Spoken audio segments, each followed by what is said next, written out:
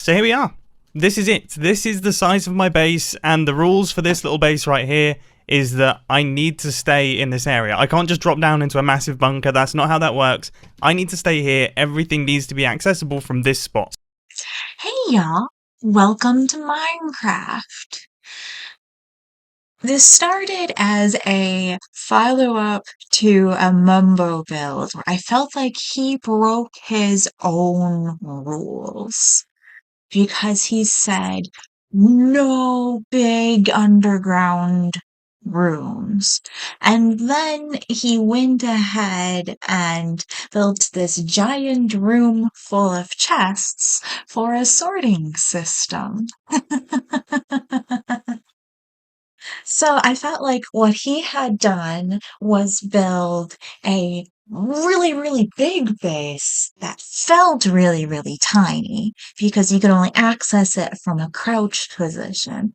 I can't even figure out how the crouching stuff works, and I don't like it anyway. So I built a really, really small base that feels bigger on the inside. So we got less base and a lot more garden on the outside. And I had to, you have to be able to open 2 trapdoors in order to go in.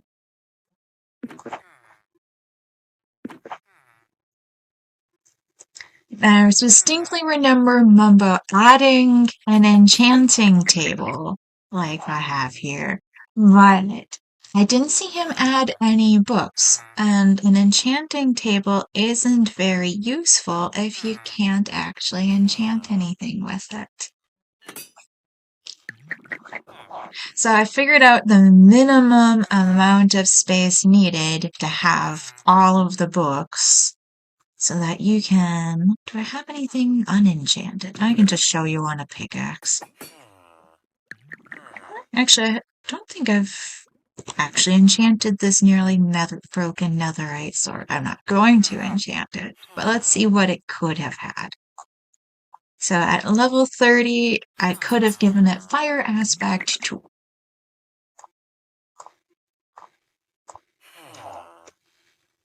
And he added a villager in the corner, and I think he added a thing where you could actually swap out the villagers in minecarts or something. But I have a cleric here that I can sell my zombie meat to. And then I've been unlocking the toolsmith here by buying his stone pickaxes.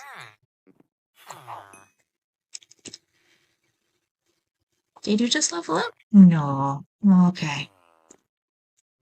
And instead of a sorting system, I just have these chests going down the stairs. And the stairs being the start of my minecart going into the mines. And I haven't done a whole lot of actual playing on this, but I have done some actual mining in my mine. But let's go back up to the top to show you how big and beautiful and spacious it looks in this fairly small amount of space, where you can just pop here and get access to all your chests at once, so you don't need a sorting system. Although it would be convenient still to... I don't have the system at all for what I have placed in my chests. This is just drop off for mining stuff. I have extra honey. But I've got endless sources of fuel. I've got double furnaces going. I've got lovely amethyst. And then to show you that I'm still following the rule, let's pop in. Actually, no, let's close the doors to protect my roommates before I go down into the mine.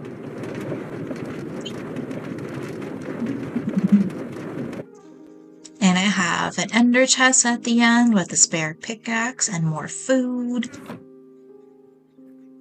I am being a little cheeky with my melons. And this is just mineshaft that I dug actually in survival mode for the intention purposes of finding diamonds. Because it is still satisfying to just do that.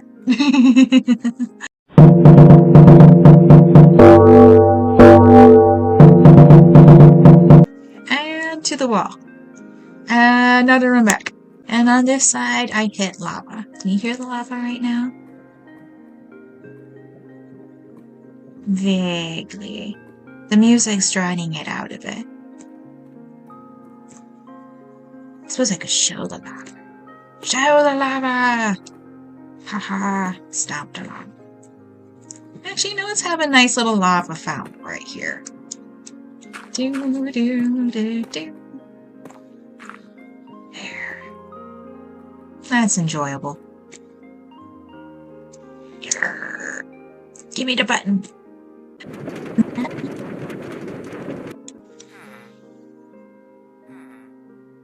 But yeah, the complimentary ender chest is over on this side. I have my crafting table over here. And the anvil is right behind the chest here. I could, if I cared about the other work tables, I could have put them in to the floor here where I just have bookshelves for the fun of it. But I promised a village tour, which is where... Actually, I'll show you how nice this looks at night. And the other main feature... Oh... I totally forgot to show you that part. Bad me.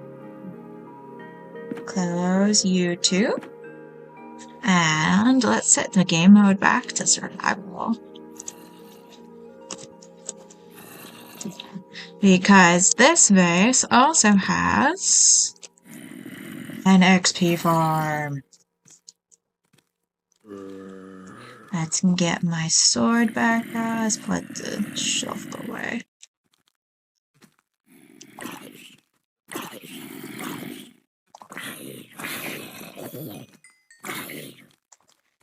Now, to some extent, this design with the trapdoors in the ground just works really naturally because the zombies are drawn to the villagers in my basement. And occasionally, this base will produce an iron golem, which tells you a lot about the bare minimum requirements for that spawning. Because I only have 2 villagers, and they can't actually see each other, and they're not actually able to see these zombies. Come here! Now granted, it is a rare event to have an iron golem spawn near this base. I've only had it happen 3 times so far. But killing zombies here is how I spend most of my time at this base. Because I built it for a video, and then I was like, okay, let's play it for a while and see if it's actually meeting, like, my requirements for having fun in survival Minecraft.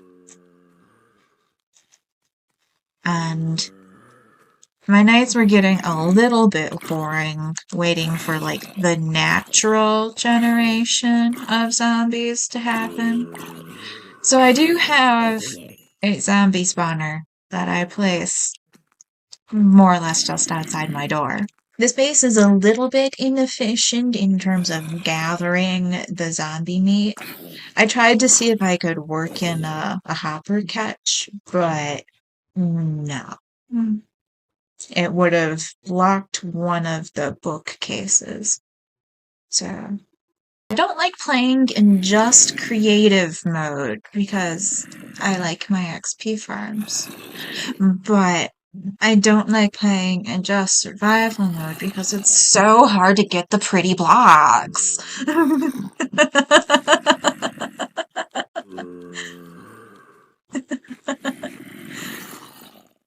And that is where the command modes become very, very useful.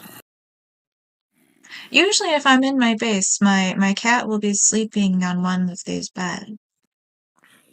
Gotta wait for the phantoms to finish burning. Don't want to get attacked by a burning phantom. Like, zombies on fire are bad enough. It looks like I don't actually have... Well, that's a lot of phantoms up there.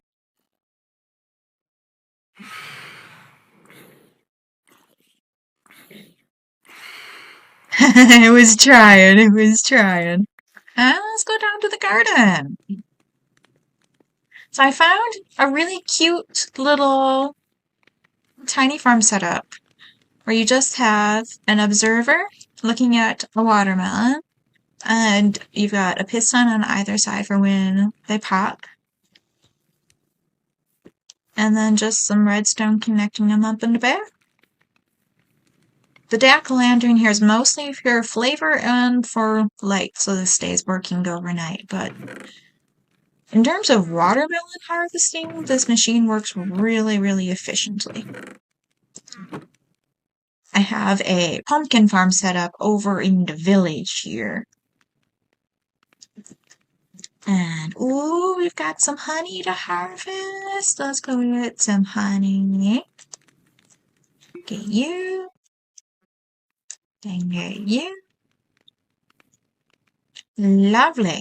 And start the village tour. So here we have the church. I wasn't originally going for a Christian design, but I started... No, not you. Open the door. By adding the new copper lamp here as a religious icon. I saw a thing about this, though. I don't need to have the redstone torches. Go here. I want to put my sword and my glass bottles away. Let's go here and grab a button.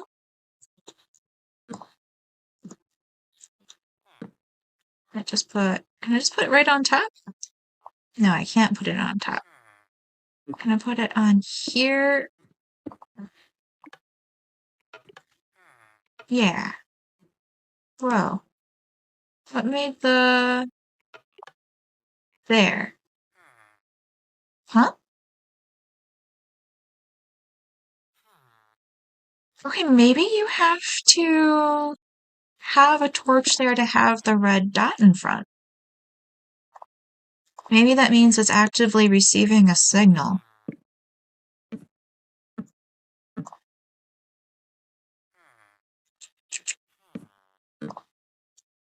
How did... I know. Not on that. They were on the wall? Yes, they were on the wall. Yeah, okay. Apparently it needs to be receiving a redstone signal to have the red dot in the middle. And for decorative purposes, it's just gonna stick like that. But yeah. So yeah, I put this here and was like, oh, this blue door would look great with that artifact. And then the panes don't connect properly to doors. So I was like, oh, let's give it some prettier lights in the front anyway. So I put these two here and it's like, oh, it needs one on top for balance. It's like, oh, I accidentally made a cross. So then I stuck with it and added a steeple. But if we go down here, we have... Did you spawn on top of this or did you fall down? Anyway, we have the fallout shelter, which is currently being blocked by the golem. But this is really nice because I can just run down this hallway at night and see how full my beds are. And I have this lovely shelter area in the back. But it also taught me a whole lot about village boundary mechanics. So, when there's two golems in here now? Oh my gosh. this could potentially become a problem. I hope I don't have to kill you guys. But, when I first built this, it wasn't being counted as part of the village in terms of counting the beds and making new babies. I just wanted to make a big space where the villagers could make as many babies as they wanted. But it wasn't being counted. So, what I read online was that you could break beds and reset them. So breaking these two beds that were right next to my town market, the town square here, the babies were able to find that. But then, after the babies were able to find this, and the adults were able to find their way into the Fallout Vault. But I don't know why I keep pointing to the screen. You can't see my finger down there.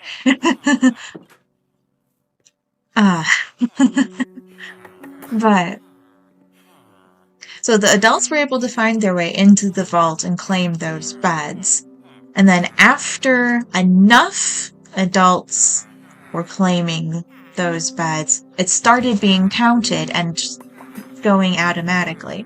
And that happened about halfway through building this here, which has now become the Patch Adams Mental Hospital. Because I thought, hey, I've got this vault here, which has no windows. And I've got this big house I just built with lots of windows and high ceilings, lots of natural light. So if you spend too much time in the vault and you get depression, you come in here with these bright colors and flowers, and then you get all better. And then I realized I can't have a dedicated mental hospital and not give my village an actual hospital. But I already built this university, so I didn't have space for a big hospital. So they only got this little emergency room here. But I like how these end rods work as IV stands, and I got them barrels full of potions. And then they've got an alchemy stand and a wash cauldron. But this university here is also really cute because it's very important to me that my villagers stay well educated. So this was the second thing I actually built in this village. We have them lots of books. We've got a nice lectern for teaching and seating comfortably for 7 villagers at this all ages university where they learn about redstone. So across from the university, we have the same little setup here, but with pumpkins instead of watermelons. And the pumpkins, you can see I added this one a while after. I added this one after I built the hospital. Because I was disappointed with the output of pumpkins here and their ability to explain the stacks of pumpkins that I have over here in the food pantry. So I have cupboards up here again full of vegetables, and in this one I have stacks of 64 pumpkins that I need to have explained by the current output of this village. But the food pantry is over here next to the first thing I added to the village because they had no garden, and I can't have a village without food. So we've got 4 composters with beehives on top of them so that the farmers don't walk onto the composter and then stumble back onto the plants and break them. And then underneath the composter are my water source blocks, which don't spread quite as far as I wanted, but that's fine. And but yeah, I think this is actually the last thing I were these two farmers' huts so that they could have a short commute to work. And they have bathtubs actually to wash themselves. And this one has this lovely view of the river over here. And since this one didn't have a lovely view of the river, it has compensated with little flowers outside. But yeah, bathtub, cheap, easy bathtub, but these two houses don't seem to be recognized yet in terms of village boundary stuff. I had more I was going to say on that topic. Because this crypt here is actually a skylight for the fallout shelter that I built trying to troubleshoot the village boundary mechanic. And it's a very adorable little crypt.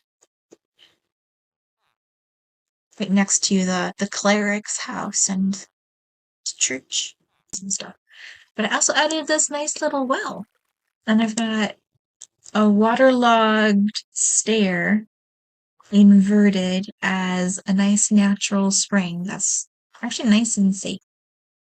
You can eventually like pop into this space, but you'd have to work. You'd have to work to get into. Ooh, you actually can't. You cannot drown in my town well.